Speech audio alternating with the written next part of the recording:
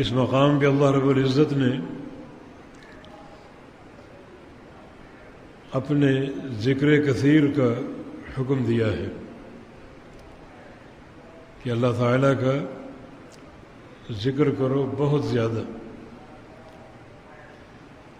وَسَبِّحُوهُ بُكْرَةً وَأَصِيلًا،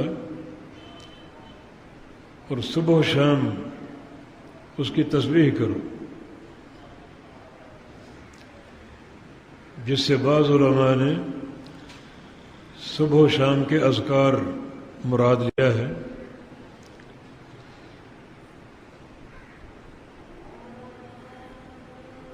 اگر ذکر کثیر کرو گے اور صبح و شام اس کی تسبیح کرو گے، تحمید کرو گے اور اس کے اذکار بجا لاؤ گے، تو اس کا نتیجہ اور ثمرہ کیا ہے؟ هو الذی یصلی علیکم وملائکتہ، اللہ تعالی اور اس کے فرشتے تم پر صلاۃ بھیجیں گے. اس آیت کریمہ کا نزول تب ہوا جب اللہ تعالیٰ کا حکم اپنے رسول کے بارے میں کہ میرے رسول پر کثرت سے درود پڑھو. ان اللہ ملائکۃ یصلون علی النبی یا ایھا الذین آمنوا صلوا علیہ وسلموا تسلیما. اللہ تعالیٰ اور اس کے فرشتے نبی پر صلاۃ بھیجتے ہیں. سو اے ایمان والو، تم بھی نبی پر صلاۃ اور سلام بھیجو. تو صحابہ نے عرض کیا یا رسول اللہ صلی اللہ علیہ وسلم، اور بعض حدیث میں ابو بکر صدیق رضی اللہ عنہ کا نام ہے. عرض کیا کہ اللہ تعالیٰ آپ کو جو بھی فضیلت اور شرف عطا فرماتا ہے اس میں ہمارا بھی حصہ ہوتا ہے. آپ کی امت کے افراد کی بھی مشارکت ہوتی ہے. اس معاملے میں ہمارے لیے کیا ہے؟ ہم آپ پر اگر صلاۃ و سلام بھیجیں تو ہمیں کیا حاصل ہوگا؟ اس موقع پر یہ آیات کریمہ اتری. اللہ تعالیٰ کا کثرت سے ذکر کرو اور صبح و شام خاص طور پہ اس کی تسبیح اور تحمید بجا لاؤ، تو اللہ تعالیٰ اور اس کے فرشتے تم پر صلاۃ بھیجیں گے. اللہ تعالیٰ کے صلاۃ بھیجنے کے دو معنی ہیں. ایک ہے رحمت کا نزول. لفظ صلاۃ جب اللہ کی طرف منسوب ہوگا تو اس سے مراد رحمت کا اتارنا. تم پر اللہ تعالیٰ کی طرف سے رحمتیں اتریں گی. اور صلاۃ کا دوسرا معنی اللہ تعالیٰ فرشتوں کے سامنے اور فرشتوں کو گواہ بنا کر تمہاری تعریف کرے گا، نام لے لے کر. یہ اللہ تعالیٰ کی طرف سے صلاۃ ہے. اور فرشتوں کی صلاۃ کا معنی مغفرت اور رحمت کی دعا. اللہم اغفر لہ، اللہم ارحمہ، اے اللہ اس بندے کو بخش دے اور اس پر رحم فرما. تو یہ آیات کریمہ اللہ تعالیٰ کے ذکر کی فضیلت پر مشتمل ہے. اللہ تعالیٰ کے ذکر میں ایک بہت بڑا ذکر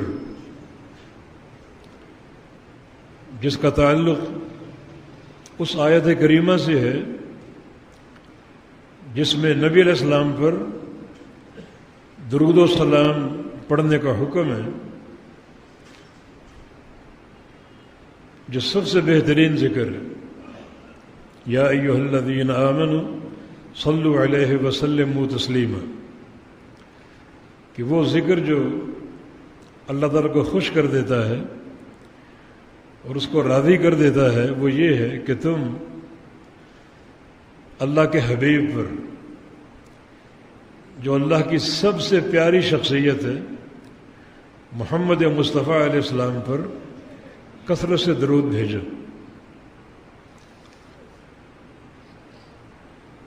من صلی علیہ واحدۃ صلی اللہ علیہ بہا عشرہ، جو ایک بار آپ پر درود بھیجے گا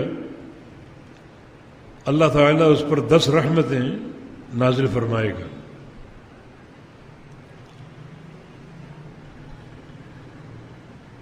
اس کے 10 گناہ معاف کر دے گا، جنت میں 10 درجات بلندی عطا فرما دے گا۔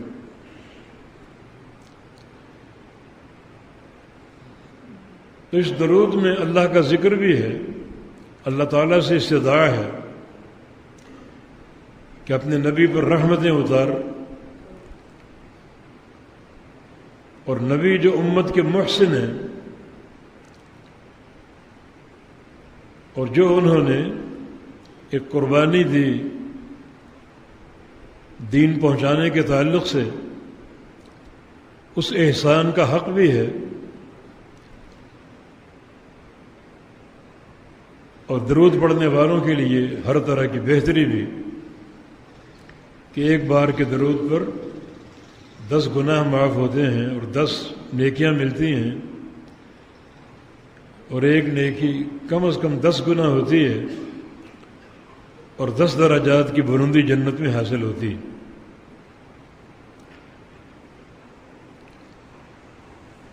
جامع ترمذی میں ایک حدیث ہے، وہ آج ہم پڑھتے ہیں، اس پر غور کرتے ہیں آج کے حالات میں۔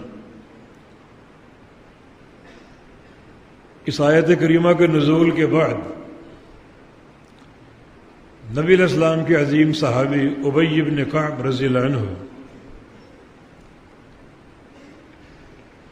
جن کے بارے میں نبی علیہ السلام کا فرمان ہے کہ اقرأہم لکتاب اللہ،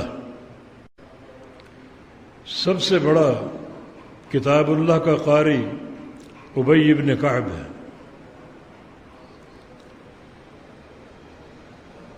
اور ایک خصوصیت یہ بھی ہے کہ ایک بار نبی علیہ السلام نے ان کو بلایا اور فرمایا کہ ان اللہ امرنی ان اقرأ علیک سورۃ البینہ، مجھے اللہ نے آج حکم دیا ہے کہ میں تمہیں سورہ بینہ پڑھ کے سناؤں۔ تو ابی بن کعب اس دن بہت روئے کہ اللہ سمانی، اللہ نے میرا نام لیا، عرش معلیٰ پر میرا نام گونجا ہے۔ تو یہ ان کے مناقب میں سے، اور یہ حدیث میں ان کی منقبت ہے، یا رسول اللہ صلی اللہ علیہ وسلم، میں رات کے قیام سے فارغ ہو کر دعائیں کرتا ہوں، اگر میں دعا کا آدھا حصہ یا 1/3 حصہ آپ پر درود پڑھتا رہوں تو یہ جائز ہوگا؟ میں کیوں نہیں، بالکل۔ وَإِن زِدتَ فَخَيْرٌ لَكَ، اگر بڑھا دو تو اور بہتر۔ تو عرض کیا کہ اگر میں آدھا حصہ آپ پر درود پڑھوں اور بقی آدھے حصے میں باقی اذکار کروں، دعائیں کروں، درست ہوگا؟ فرمایا کہ ہاں، کیوں نہیں۔ وَإِن زِدتَ خَيْرٌ لَكَ، اس سے بڑھا دو تو اور بہتر۔ عرض کیا کہ 2/3 حصہ، فرمایا کہ ہاں، اور اس سے بڑھا دو تو اور بہتر۔ تو عرض کیا کہ میں اگر وہ پورا وقت آپ پر درود ہی پڑھتا رہوں اور کوئی دعا نہ مانگوں تو یہ بہتر ہوگا، درست ہوگا، جائز ہوگا؟ فرمایا کہ ہاں، اگر ایسا کرو گے اور پورا وقت مجھ پر درود پڑھتے رہو گے تو اس کے دو فائدے ہیں۔ اذن تکفی ہمک ویغفر ذنبک، تمہاری ساری پریشانیاں دور ہو جائیں گی اور جو بھی تم کام کرنا چاہتے ہو وہ پوری طرح انجام پا جائیں گے، جو بھی مشکلات ہیں، رکاوٹیں ساری دور ہو جائیں گی، اور دوسرا یغفر ذنبک، اور تمہارے سارے گناہ معاف کر دیے جائیں گے۔ یعنی جو بھی حاجتیں ہیں، جو بھی مشکلات ہیں، تکلیفیں ہیں، رکاوٹیں ہیں، وہ درود پاک کی برکت سے بغیر مانگے کفایت کر دی جائیں گی اور پوری کر دی جائیں گی، اور سارے گناہ معاف کر دیے جائیں گے۔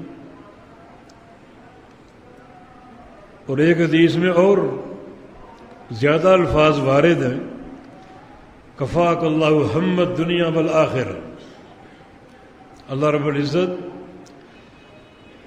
دنیا کے جو سارے ہم اور غم ہیں، اندیشے ہیں، اور آخرت کے بھی، ان سب کی کفایت کر دے گا، صرف دنیا ہی کے نہیں بلکہ آخرت کے اندیشے، آخرت کے غم، آخرت کی متوقع مشکلات، حساب و کتاب کا خوف ہے، پل صراط کا خوف ہے، سورج کی حدت اور شدت کا خوف ہے، میدان محشر کا کرب تمہیں لاحق ہے، یہ سارے آخرت کے اندیشے ہیں۔ قبر بھی آخرت کا حصہ ہے، قبر کی تنگی ہے، قبر کا عذاب ہے، قبر کی آگ ہے، قبر کے سانپ اور بچھو ہیں، قبر کے اندھیرے ہیں، اللہ تعالیٰ سب کی کفایت کر دے گا۔ دنیا کے ہم اور غم اور اندیشے، اور آخرت کے اندیشے، قبر کے اندیشے، اللہ تعالیٰ درود پاک کی برکت سے سب میں تمہاری کفایت کر دے گا۔ جو بھی تمہارے دل میں حاجات ہیں، تمنائیں ہیں، جو طلب کرنا چاہتے ہو، جس چیز سے بچاؤ چاہتے ہو، اللہ تعالیٰ دلوں کے احوال سے آگاہ ہے، تمہاری تمناؤں کو جانتا ہے، تمہارے اندیشوں اور محظورات کو بھی جانتا ہے، تو اللہ تعالیٰ بن مانگے سب کچھ عطا کر دے گا۔